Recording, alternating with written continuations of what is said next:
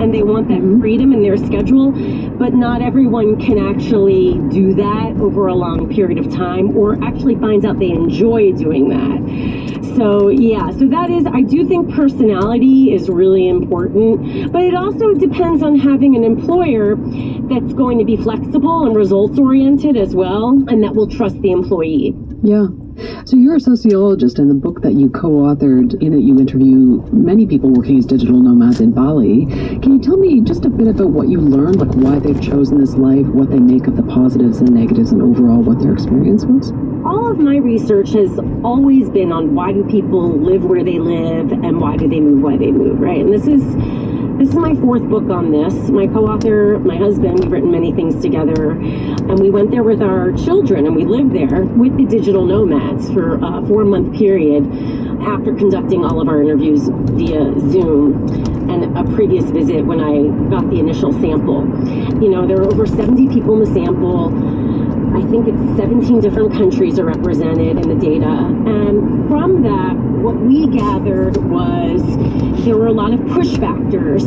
These are people who got sort of their dream job. They're very identified with work. A lot of them had really great jobs for huge companies that you would know in tech and entertainment and fashion. And after about a 10-year period in their 30s somewhere, they experienced like a quarter life crisis where they felt burnt out, and they were wondering what they were doing with their lives, and they felt like they lived in these creative class cities, but they couldn't take advantage of the amenities because the cost of living was high, their wages were not keeping up with the costs, and maybe didn't even start off at the cost, especially for creatives who are often underpaid because they're seen as having a great job and they should just be sort of happy to have it. And so they weren't really using the amenities in the cities, in New York, in London, in Dublin, in Toronto. Sure. So that's the push factors, you know,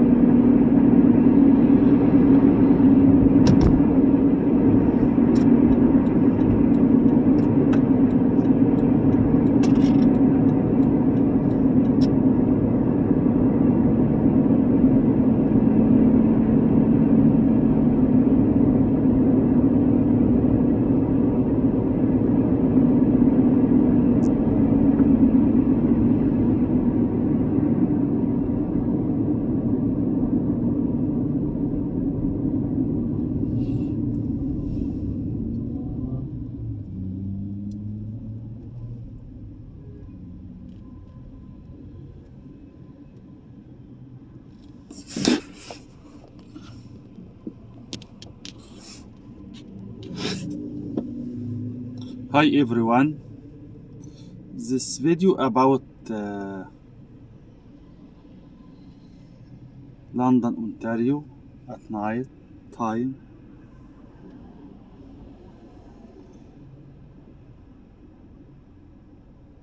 You can see that the traffic is very easy. The street is not congested like during the day. Traffic is very smooth.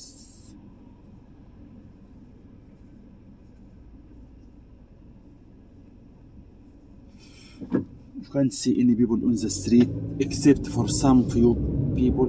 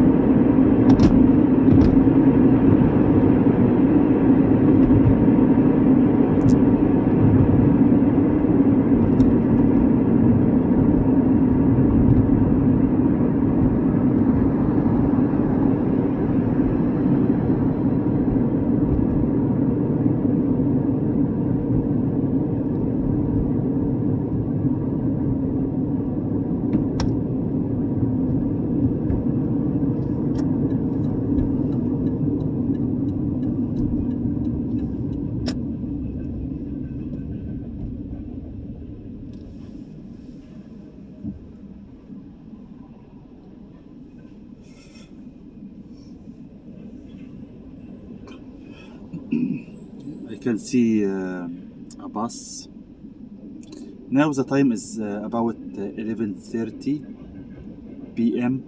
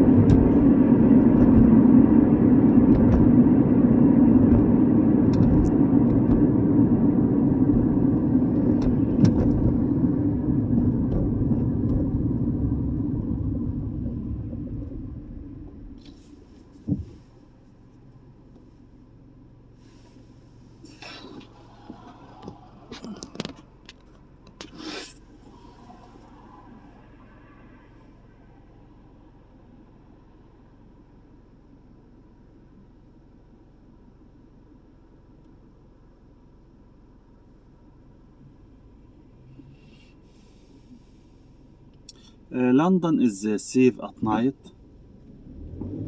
I can't say safe 100%, but mostly safe. No much crimes in the street overnight.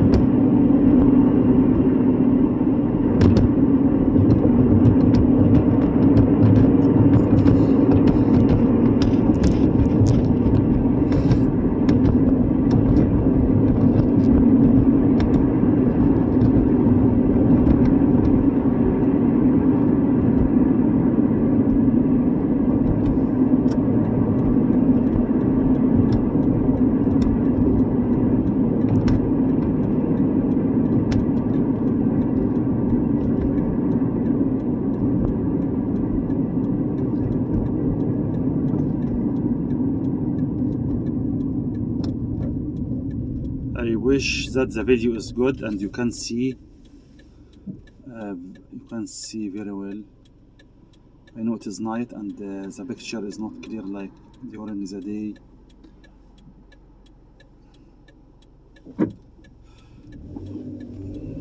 But I would like to give you an idea about the city during the night.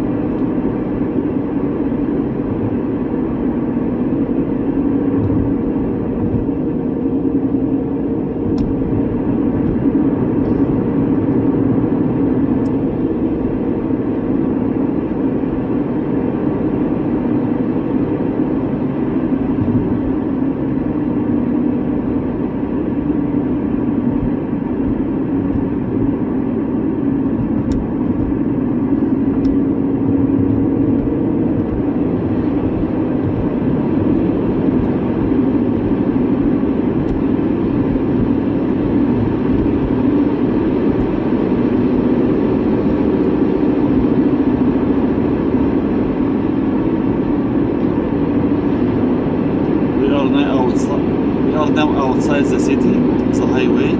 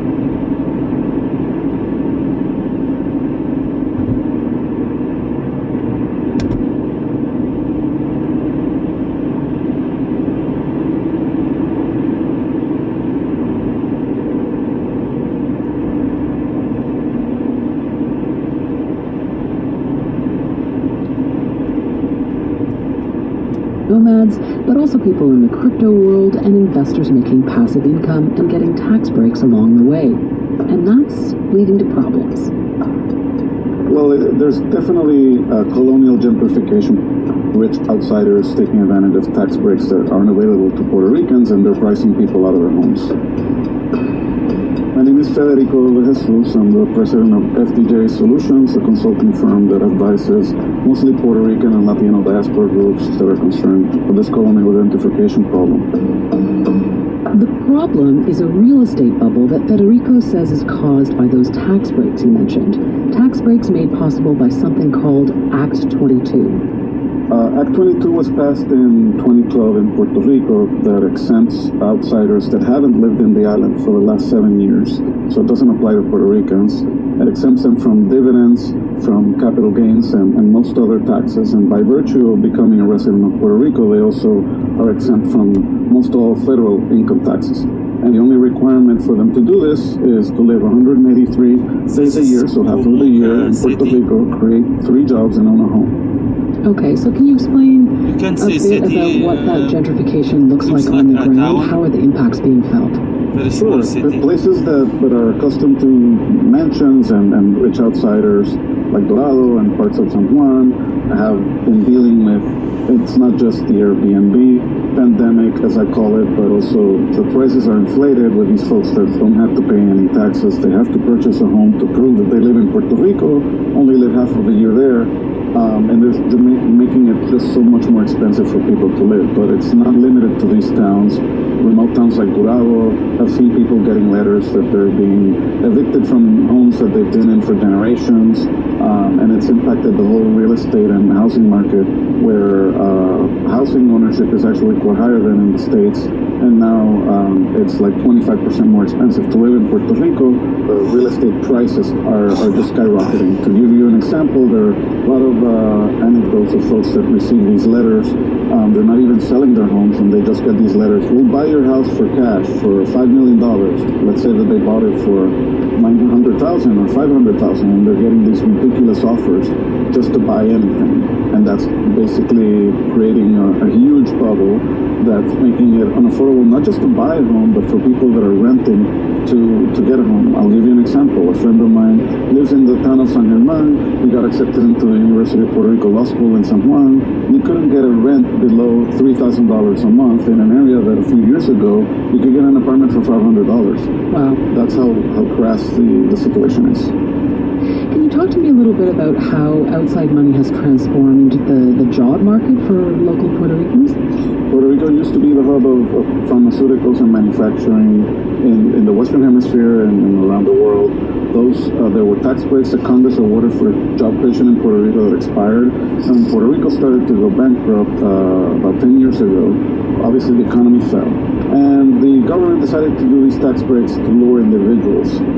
They're only required to create 3 jobs. Some of them are service jobs, a nanny, someone to cut the grass, even getting family members to be part of that job creation quota. But they're not really creating jobs. That money's not trickling down. What is trickling down is a housing crisis that people have never felt before. Puerto Rico has had all sorts of myriad socioeconomic problems, but not housing and not this way. And that's created a situation where Puerto Ricans don't have necessarily good professional, well-paying jobs. They're getting jobs at hotels, they're getting service jobs, if they're getting jobs at all, if they can actually afford to stay living in Puerto Rico. Mm-hmm. Another group of outsiders transforming Puerto Rico are the cryptocurrency investors. Can you talk a bit about how the crypto boom has changed Puerto Rico for locals?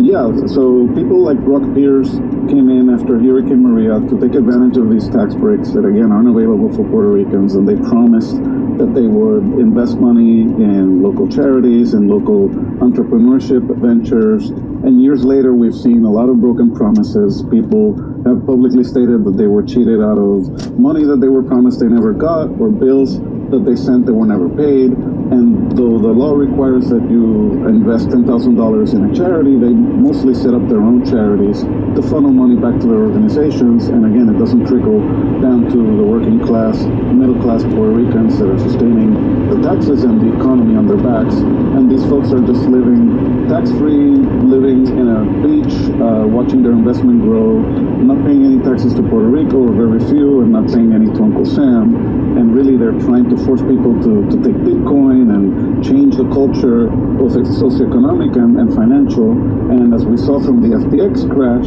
that's not a safe investment for a lot of people, especially if they don't have a nest egg, or if they have a nest egg that's very small. So people were cheated out of promises, or they just seen these people take over in a way that they've never seen with any group of outsiders before.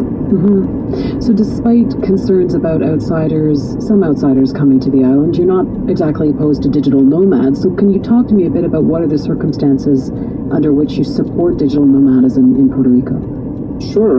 I was in Puerto Rico for a lot of time during the pandemic, and I met someone who was working for AARP in the island, and he was with his laptop on a beach house, but he had a normal job. He paid taxes just like anyone else.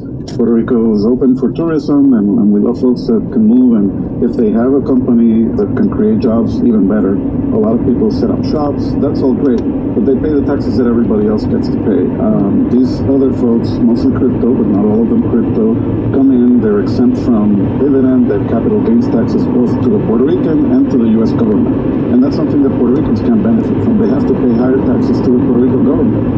And so it creates this unloyal competition where these folks obviously have a lot more disposable money to buy real estate, where Puerto Ricans are saddled with taxes that these people don't have to pay. And it's unfair, and it's something that creates costs for other Puerto Ricans that have to bear the brunt of paying for roads and services that these folks use but don't pay for.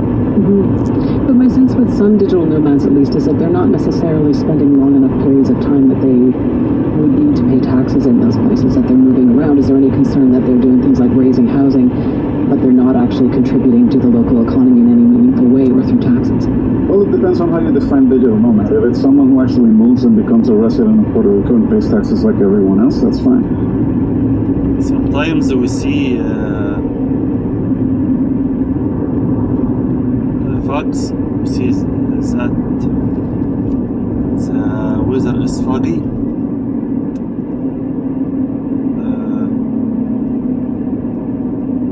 Some area, because we are outside the city, maybe there is water or something.